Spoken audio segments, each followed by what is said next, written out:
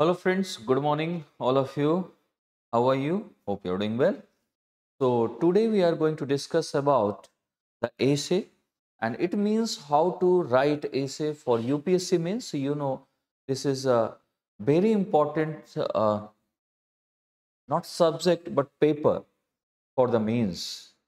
इसमें 250 मार्क्स का है, क्वालिफाइंग भी नहीं है, जीएस में आपके मार्क्स ये ऐड होते हैं और इसमें ये इम्पॉर्टेंट है कि इसमें ओनली 2 ऐसे आपको करने होते हैं और 2 ऐसे यानी जानते हैं ना ऐसे पेपर की अगर हम बात करें इफ यू डिस्कस अबाउट ऐसे पेपर इसमें 2 सेक्शंस होते हैं, number A section and number B और ईच सेक्शन हैज 4 टॉपिक्स और ईच क्वेश्चंस कितने का होता है 125 मार्क्स बट इसमें से एक इसमें से क्वेश्चन करना पड़ेगा, टॉपिक उठाना पड़ेगा और एक यहाँ पर उठाना पड़ेगा। बट क्वेश्चन इज दैट कि स्कोर कैसे करें, ये लिखें कैसे कि जिससे स्कोर अच्छा आ जाए, क्योंकि आपको मालूम है कि यूपीएससी में टॉपर जो बनाता है वो आपका एसे, एथिक्स एंड ऑप्शनल के दोनों पेपर, ठीक है। ये ऐसे कर सकते हो, तो ये लॉजिक है 2E एंड 2O। अगर ये आपका ठीक है इट मीन्स आप टॉपर बनने वाले हैं। तो इस चीज को हमें ध्यान रखना है कि इसे वेरी केयरफुली इसको पढ़ना है, समझना है और कैसे इसकी ऐसे राइटिंग की आर्ट कैसी होनी चाहिए, क्या चीज इसमें डालें, क्या इसका कोई रियल में आर्ट है या मिथ है, या फिर कैसे करें जिससे ये बेटर से बेटर होता जाए। बहुत सारी चीजें ऐसी जिसमें हमें ध्यान रखने की जरूरत है। इसकी उस ध्यान रखने की जरूरत में अगर हम देखें इसको तो वो है सबसे पहले जब एसे के लिए करते हैं तो कुछ चीजें आपको माइंड में रखनी पड़ेंगी। नंबर 1 कि ये एक ऐसा एसे कोई ऐसा टॉपिक नहीं है जिसपे आप क्रिएटिविटी दिखाएं, या ऐसे ऐसा पेपर है ही नहीं क्रिएटिविटी दिखाने का। ये दिखाने की जरूरत है डाइवर्सिटी ऑफ द कंटेंट। किस चीज का है ये डाइवर्सिटी ऑफ द कंटेंट, आपका कंटेंट कितना है, कितना डाइवर्स है, या किन किन डायमेंशंस को आप टच कर पा रहे हो उस रिलेटेड टॉपिक से। क्योंकि essay is not just a topic, essay might be कि वो आपका किसी सिचुएशन पर, करंट सिचुएशन पर वो जानना चाहता है as a bureaucrat what you are thinking about that topic and what you have a solution. So if you are a bureaucrat, so you have to find the solution of that topic. उसकी approach आपको मालूम होगी, क्योंकि as a bureaucrat you know कि मुझे क्या approach करनी, कैसे करनी है, वो आपकी थिंकिंग लानी होगी वहां पर, तब उस टॉपिक को सही से। और इस टॉपिक को, एक टॉपिक को लिखने के लिए, एक ऐसे को लिखने के लिए 1000 to 1200 वर्ड्स चाहिए होते हैं, ठीक है। तो सबसे पहले जरूरी है हम उसकी डाइवर्सिटी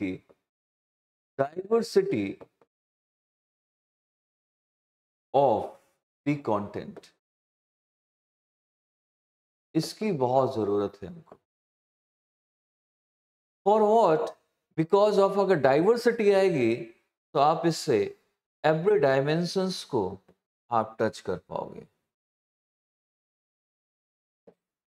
ऑफ द सोसाइटी हो सकती है, माइट बी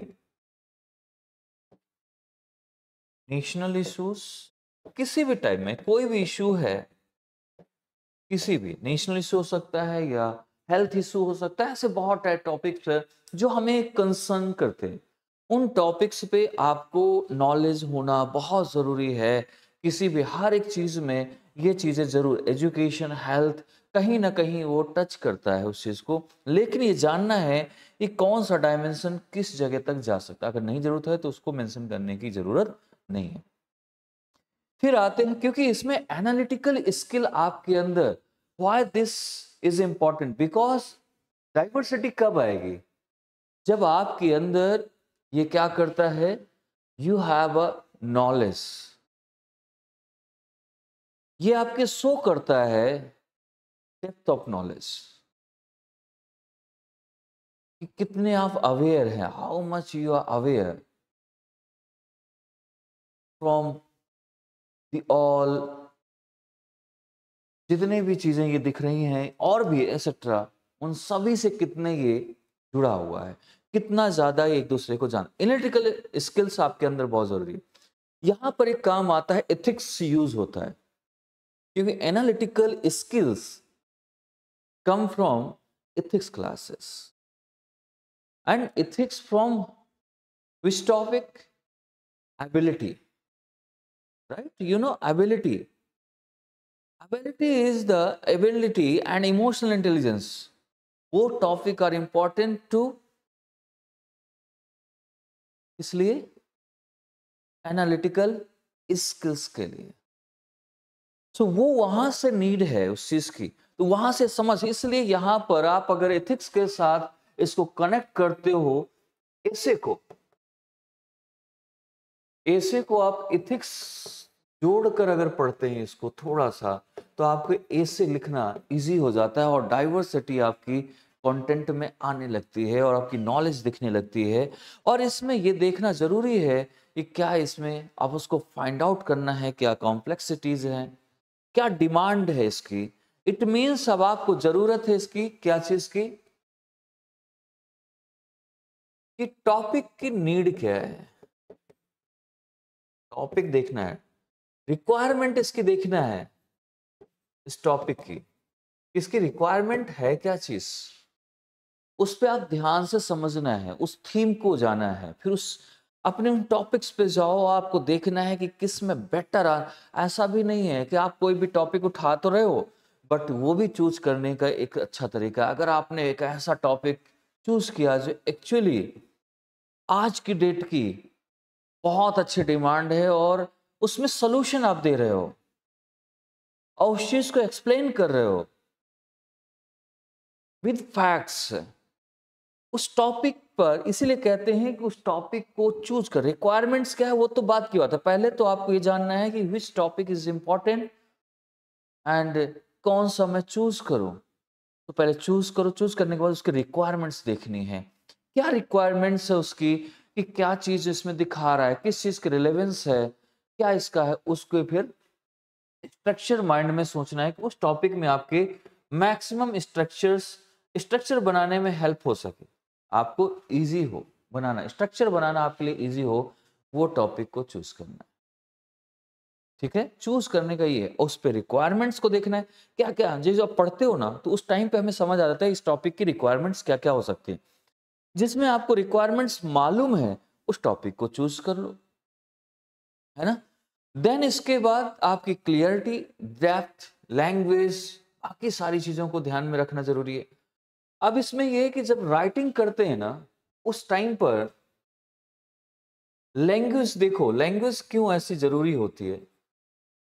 अगर मैं लैंग्वेज की बात करूं, है ना, लैंग्वेज सिंपल, आप एक चीज ध्यान देखना, आप बहुत सारे ऐसे वर्ड्स, ऐसी चीजें, ऐसी लैंग्वेज नहीं ध्यान दे पाते बिकॉज आप ब्यूरोक्रेट हैं एंड आपको कोई नोटिस है जो बाहर देना है या रिलीज करनी है, but your language is very difficult to understand, बहुत ज्यादा डिफिकल्ट है समझने के लिए, और कॉमन पीपल इसको समझ ही नहीं पाता, चाहे हिंदी में, इंग्लिश में, किसी में भी हो, मैटर ही नहीं करती। But language must be simple because everybody can understand easily, है ना, कुछ फेस नहीं करना पड़े, इजिली समझ पा रहा है कि ये क्या कहना चाहते हैं। सेम यहां पर ऐसे में इसी चीज को फोकस करना, ध्यान देना इस चीज को कि लैंग्वेज आपकी सिंपल होनी चाहिए। उस लैंग्वेज में जब आप लिख रहे हैं तो उस लैंग्वेज में जरूर आपकी डेप्थ ऑफ क्लियरिटी ये होनी चाहिए कि आप इस चीज के बारे में आप बताने जा रहे हो, दैट इज इंपॉर्टेंट। और हर एक टॉपिक जो आप उसमें लिख रहे हो, ऐसा इररिलेवेंट कुछ चीज लिखना ही नहीं है कि मैं ये कोटेशन डाल दूं, ऐसा कुछ हो जाए जो अलग से एक्स्ट्रा दिखाई देगा, मैं ऐसा। हर कोटेशन का रिलेवेंस चेक करना है, क्या रिलेट कर पा रहा है कि नहीं कर पा रहा है इससे। जो मैं टॉपिक, जो आंसर क्वेश्चन लिख रहा हूं, उसमें जो कोटेशन डाल रहा हूं या किसी को कोट कर रहा हूं, दैट इज इंटरलिंक्ड और नॉट, वो इंटरलिंक हो रहा है या नहीं हो रहा। अगर नहीं हो रहा तो उस कोटेशन का कोई लेना देना नहीं है आपके उससे, कोटेशन मत डालो और उन चीजों को मत देखो। उस कोटेशन का हर हाल में उस आपकी लैंग्वेज, आपकी टॉपिक की रिक्वायरमेंट से रिलेट होना बहुत जरूरी है। इस चीज को समझना है। और आपके आइडियाज जो हैं, अब इसमें सिंपल लैंग्वेज लिख रहे हो इस राइटिंग में, आइडियाज बहुत, आपके आइडियाज, और आइडियाज कैसे, जो किसी को हार्म ना पहुंचाए। आइडियाज मीन्स होता है डिसीजन मेकिंग, एक तरीके से आपका, या डिसीजन मेकिंग से आइडियाज आएंगे आपके, कि आपके आइडियाज कैसे प्रोग्रेसिव है, इसमें भी ध्यान देना है। डिसीजन मेकिंग में आप कि नहीं रखा जा सकता है कि नहीं, अच्छा है कि नहीं, इसमें डिसीजन लिया जा सकता है कि नहीं, जो आप आंसर लिख रहे हैं प्रोग्रेसिव है कि नहीं, किसी को हार्म तो नहीं पहुंचा रहा। And your approach is building a trust between the government and common people, citizen of country। दोनों के बीच में क्या बिल्ड कर रहा ट्रस्ट की नहीं कर रहा, that is also important point. ऐसा नहीं कि आप कुछ भी लिख रहे हो, because you are the mediator, आप मीडिएटर हो, एंड गवर्नमेंट सर्वेंट, ब्यूरोक्रेट हो, नौकरशाह, और पब्लिक गवर्नमेंट पे ट्रस्ट नहीं आप पे करती है, और आपका काम है गवर्नमेंट से पब्लिक को ट्रस्ट बनवाना, कि गवर्नमेंट जो भी पॉलिसी, सब चीजें लॉन्च, जो भी चीजें हो रही हैं उसपे, ये जिसके बारे में लिख रहे हो, आपको दिखाना है कि उसके साथ वो कनेक्ट हो पा रहा है कि नहीं हो पा रहा। That is important. ठीक है, सो इस चीजों को लेकर यहां पर ध्यान देना है। इसके साथ साथ अगर आपके पास इस राइटिंग में कुछ डेटा है, एविडेंसेस हैं, वो एविडेंसेस, डेटा एंड कुछ भी ऐसी चीज है जो आपके पास है, उस चीज के बारे में नॉलेज कुछ भी ऐसी है, उन सभी को यहां पर रखना बहुत जरूरी होता है, जिससे और क्लियरिटी आता है। एक्चुअली आपके आर्गुमेंट्स में वो हेल्प करता है, वो बताता है कि ये एक ऐसे डेटा है, ऐसी चीजें हैं जिससे आप एग्जैक्टली एस्टिमेट कर पा रहे हो आगे क्या चीज करनी है। मतलब it would help in your action, course of action. So that's why it is important। And examiner या यूपीएससी आपका एग्जाम इस चीज को जरूर ध्यान देता है कि इस बच्चे ने कितनी समझ से रखा हुआ है, कि एक्चुअली वो अगर चाहे भी ना काट, एविडेंसेस इसलिए जरूरी होता है अगर आप रख पाते हो, कि अगर वो चाहे भी ना कि आपके मार्क्स कट कर दूं, काट दूं, थोड़ा माइनस कर दूं, बट आपने ऐसा दिया हुआ है कि उसकी हिम्मत नहीं पड़ सकती, क्या डेटा दिया हुआ, कैसे मैं रॉन्ग कर दूं इस चीज को। हो सकता है आपकी आइडियोलॉजी उसको पसंद ना आए, लेकिन जब डेटा के साथ उस आइडियोलॉजी को अपने फिट करोगे और जब उसका आंसर दोगे तो हो सकता है उसको पसंद आ जाए चीज। इसे डेटा की वजह से इसकी आइडियोलॉजी ऐसी, कई बार आपकी आइडियोलॉजी डेटा की वजह से सही हो रही होती, बट सामने वाले को पसंद नहीं है, बट वो आपके डेटा देखकर आपकी आइडियोलॉजी को, आपकी अप्रोच को सही कर देता है। ये इंपॉर्टेंट है इसका, इसलिए इसमें है, इसलिए इसमें एविडेंस से प्रोवाइड कराओ, लैंग्वेज आप देखो, इन चीजों को आपको ध्यान देना है, समझना है। बाकी आपकी चीजें सेम ही होती हैं। सपोज कि किसी भी टॉपिक पे आप करो, आप कोटेशन डालो, पैराग्राफ में लिखो, बॉडीज पहले आप थोड़ा सा उसके बारे में इंफॉर्मेशन, जानकारी दो, जैसे इंट्रोडक्शन होता है, बाकी क्वेश्चंस में करते हो, फिर आप इसके बाद बॉडी पे आते, जहां आर्गुमेंट्स होते, आर्गुमेंट्स आप पैराग्राफ में करते चले जाओ, फ्लो चार्ट बनाओ आप उसमें हर चीज को दिखाना जरूरी है कि मैं क्या क्या, तो एक इसमें फ्लो चार्ट भी आपका बनाना बहुत जरूरी है, स्ट्रक्चर बनाना बहुत जरूरी है किस चीज पर है। तो इन चीजों पर हम इसमें ध्यान दें, गौर करें, और उसमें कुछ एग्जाम्पल्स लिखें, और मैक्सिमम जो चीजें लॉजिक यूज कर रहे हो, एग्जाम्पल्स यूज कर रहे हो, वो हर चीज आपकी रियलिटी पे होना चाहिए। अगर रियलिटी पे होगा तो चीजें बहुत अच्छी हो जाएंगी, ये ध्यान रखना। हर चीज को कनेक्ट करना है। कोटेशन आपका आज की रियलिटी से या टॉपिक से मैच कर रहा हो, ठीक है। जो आप उसमें अप्रोच डाल रहे हो वो रियलिटी को टच कर रहा हो, ऐसा नहीं इमेजिनरी वर्ल्ड में नहीं जाना है आपको। This is a very fake thing. Ideology polish नहीं करनी है। You have to do what is going on in the society, in the nation. तो इस चीज के बारे में ध्यान ही नहीं देना है कि मुझे कुछ फेक चीजें करनी, नहीं, जो रियलिटी है उस पर सोल्यूशन देना है। वही तो वो चाहता है कि आप जब ब्यूरोक्रेट बनोगे तो आप फील्ड में जाओगे, आपको रियलिटी ग्राउंडेड रहना है, उस चीज को आपको आंसर देना है, उस चीज का सोल्यूशन देना है।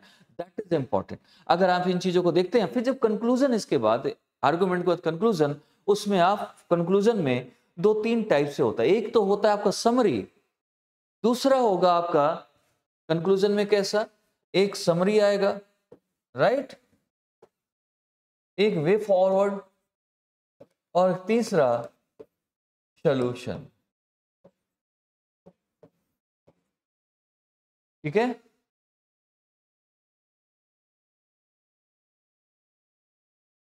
उस टाइम के हिसाब से, अभी के हिसाब से सोल्यूशन दे दिया, ये आपके इसमें कंक्लूजन में आ सकता है। तो इतनी चीजों को हमें इसमें कोटेशन, ओपिनियन, एक्सपीरियंस और इन सभी फैक्ट, रीजनिंग, इन सभी चीजों को वहां पर दिखाना है, चीजों को समझाना है। इससे आपकी चीजें बढ़ती जाती हैं। और अभी से इसको आप हमारे साथ जुड़ेंगे तो आपको ये मालूम चलेगा कि हम कैसे चीजों को कराते हैं। इसके में कुछ क्लासेस, कुछ चैप्टर्स आपको, जिसमें से आपकी एक अपना जब लिखते हैं, जब आप क्वेश्चन करते हैं, प्रैक्टिस करते हैं, उसमें इवैल्यूएशन, आपकी इवैल्यूएशन की जो एबिलिटी है वो बढ़ने लगती है। आप लिखते हुए प्रैक्टिस करते समय आपको ये चीज़ समझ आती है कि क्या मुझे कितना करना है, कितना इम्पोर्टेंट है, ये कौन कौन से स्किल्स बेसिकली डेवलप होती है आपके अंदर, और आपकी कॉम्पिटेंसी इन्हांस होती है। इन चीज़ों को आपको ध्यान देना है, ठीक है। सो हम इन चीज़ों को लेकर लगभग आप हमारे साथ जो जुड़ेंगे तो ये आपके लगभग 11 सेशन हम, या यानी आपकी 9 to 10 क्लासेस या 11 क्लासेस, कुछ प्रैक्टिसेस के साथ 11 क्लासेस हम आपको कराएंगे, जिसमें से आपकी हर चीज़ का कि कैसे क्या इसमें होना चाहिए। मैं टॉपिक डिसाइड करके, हो सकते हैं वो टॉपिक आपके एग्जाम में भी आ जाए, क्योंकि जो मेरा एक ऑब्जर्वेशन है तो मैक्सिमम अभी तक का जो ऐसा रहा है, तो काफ़ी हद तक ऐसा रहा है कि मैच कर जाता रहा है। तो उम्मीद यही मैं करता हूँ कि वो टॉपिक मैं चूज़ करता हूँ जहाँ से वो क्वेश्चन पूछ सके, तो उन चीज़ों को लेकर भी हम ऐसा करते हैं। तो आप वहाँ पर हमारे साथ जुड़कर स्टार्ट कर सकते हैं, और अपनी प्रैक्टिस बहुत कम चार्जेस पर, जहाँ से आप देखकर इसमें हमारी वेबसाइट पर विजिट करेंगे, चीज़ें आपको दिख जाएंगी और चीज़ें ठीक लगेंगी। Okay, thank you.